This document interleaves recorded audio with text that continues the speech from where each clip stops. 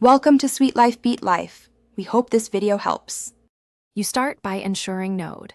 JS 16 or newer and NPM are installed so the Firebase CLI can run. This is why you check Node V and NPM V. Next, install the CLI globally with npm install Firebase tools and run Firebase login to authenticate. This links your machine to your Google account.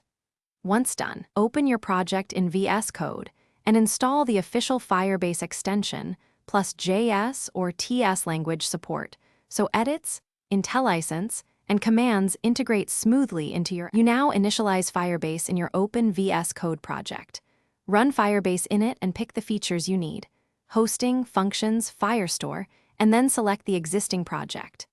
When prompted, set your public directory, for example, build or public, and enable single-page app routing if your app uses client-side routing.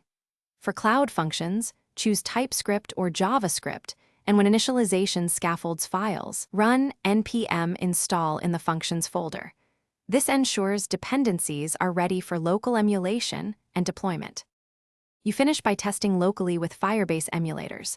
Start so hosting, functions, and Firestore behave before deployment. This reduces surprises.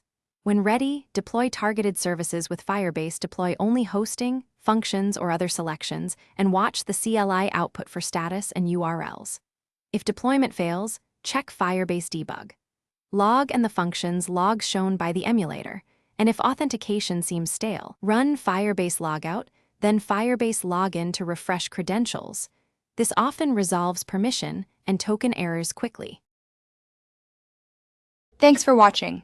Consider subscribing if we helped you.